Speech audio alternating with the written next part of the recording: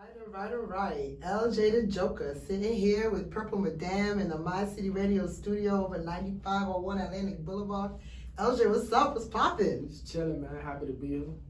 Happy to have you here. You got a new song out now, don't you? Yeah. That's the 2020 Soul Searching. 2020 Soul Searching. So what inspired you to write that song? I had a rough year in 2020, which I ain't really talk about it much because most people had a rough year in 2020, but I had a really rough year in 2020. And it's a lot of things I wasn't able to address the way I would prefer to address them. So I really just had to kind of, like, music was my only outlet. Got you. And what was your thought process while you was making the song, and what did you hope to accomplish when you released it? When I was making the song, I really just wanted to clear the air, like get everything off my chest, like address everything that I wasn't able to address directly, and just to free myself up, really, give myself that freedom, so that like space. A release. Just a release, really. Initially I wasn't gonna put it out, but I let some people in our studio hear it, and they were so touched by it. They were like, "Yeah, because every time I hear it, you gotta, I gotta what to do." Gets me all choked up with emotion. It's a very, very vulnerable song. It exposes a lot of how you felt, a lot of what you were thinking, and I gotta say I commend you for it. It's a beautiful piece of work. So you talk about a lot of heavy topics in the song, such as self-doubt, insecurity, having suicidal thoughts, your legal battles, the traumatic loss of a loved one. I mean, you covered a lot of material in that song. And you even talked about being rejected by somebody that you loved.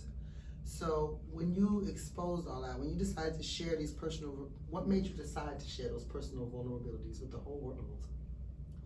I just feel like sometimes people see me as an artist and they see like some of the things I've accomplished, some of the things I got going on, and how quote unquote well put together some of the things are around me and surrounding me. That I think sometimes people may forget or overlook the fact that I'm human too. Like I got real life issues that I'm dealing with too. Like I got stuff that I struggle with also, and things that challenges I face daily that I'm trying to overcome.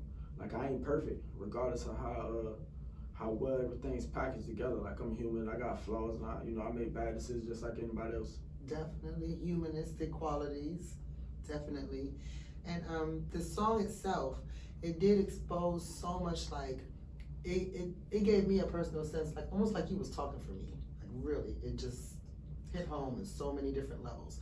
Was that your intention, or you think that's just like a natural side effect? When I first was creating the song, my intention was just to vent and just get everything off my chest. But going back, listening to it, I felt good about it because I addressed a lot of issues that are kind of taboo in society. Like a lot of men don't want to talk about battling depression, which I didn't take seriously until I actually had to deal with it. Like when I actually got hit with it, then it was like, okay, this is a real thing. Like it's a real you thing. can't be downplaying this. You can't be making jokes of like this is something serious. And depression is what leads people to commit suicide. So absolutely. It was a tough battle. I was fortunate to win it, and I thought it was important that I let people know like I dealt with this also. Like you're not the only one. Good deal, because it definitely gave a lot of feedback and a lot of insight. It's like a connecting thing, where people can say, I relate to that. I've been there. I felt that. I know what he's talking about, because I know he does that for me, definitely. So was there ever moments in which you were conflicted about whether or not you should even release the song? I'm from a different era, and people know I got street background, so I play my hand really close to my chest. I'm really guarded, especially when it comes to my personal life. So that was conflicting for me a little bit. It was challenging, but at the end of the day, I made a decision that I'm gonna put this out regardless of how people feel about it. Some will be receptive, some may not, but no matter what it come with, this is something that needs to be out there. Like people need to hear this. They need to understand it. They need to know like they ain't the only ones dealing with that stuff, because like mental health is real. Definitely real. And it's a very commendable thing for you to do that, because a lot of people do keep all of that, especially in our communities. A lot of people act like it doesn't exist. No, don't talk about it, don't say anything about it. They'll work through it. They just need to, and it's not always that easy. A lot of people do lose their struggle with depression. So I really commend you for exposing that, being vulnerable that way for the people so they can relate and feel like there's somebody else that knows what they're going through. So how do you feel when you listen to 2020 Soul Searching now? A part of me shocked that I put it out. And then there were certain parts of the song that hit me harder than other parts, because like this, everything I talk about, like I lived through. Yes, like that's your life. And 2020 was a rough year, and to be honest, not to downplay my 2020, but I've been through worse. Like I've been through some real shit in life. So yeah, for the stuff that hit me the way it hit me in 2020, like for me it was shocking. Gotcha. Like in my mind, I've been through worse stuff. Like I did prison for 7 years. All this shit I dealt with in the street, losing partners, losing homies, like all that stuff. I dealt with so much. So for that cycle of events to affect me the way it affected me was like a real eye opener. Like, dang, boy, you human too. Well, everybody does have their breaking point, like you said, and when things happen, a lot of the times we don't always completely deal with it. We deal with what we have to in that moment, and then kind of brush the rest aside and keep going, because you know we gotta keep stepping. So it's a very, very powerful thing that you've done with that song, LJ. I just want to tell you. Now, this is the final question, okay?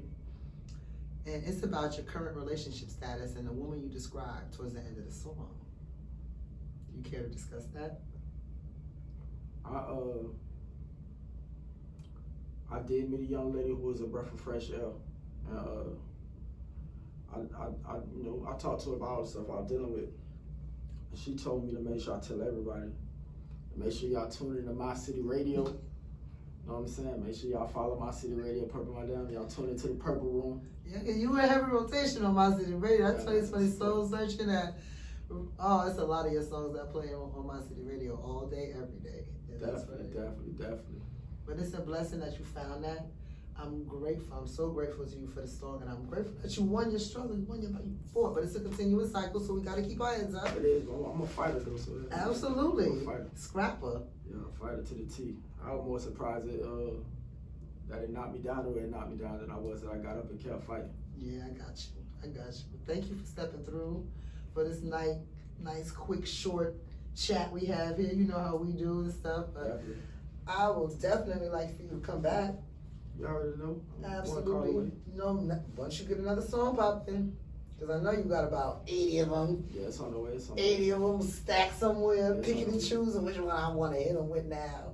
Definitely on the way. That's what's up. Thank you so much for coming by, LJ. It's always a pleasure talking to you. Always. All right. Y'all enjoy the rest of the show.